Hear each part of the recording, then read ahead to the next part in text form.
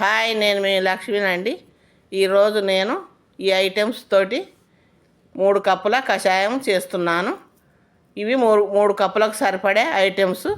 మీకు ఎన్ని కప్పులు కావాలంటే దాన్ని బట్టి తగ్గించుకోవడం, ఎక్కువ చేసుకోవడం వేసుకొని చేసుకోండి. ఈ కషాయం దగ్గు, జలుబు, గొంతు నొప్పి, జ్వరము, నెత్తి నొప్పి తగ్గిపోతుందండి. ఇప్పుడు చలికాలం కదండి. ఈ చలికాలంలో మనకు అప్పుడప్పుడు దగ్గు, జలుబు, గొంతు బాగుండదు కదా.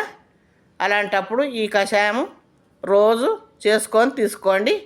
ఇవన్నీ కలిపేసుకొని కచ్చపచ్చగా దంచి కషాయాన్ని పిల్లలు కూడా తాగొచ్చండి. ఇలా దంచుకొని పొయ్యి మీద ఒక గిన్నె పెట్టి 3 కప్పుల వాటర్ పోసుకోవాలి.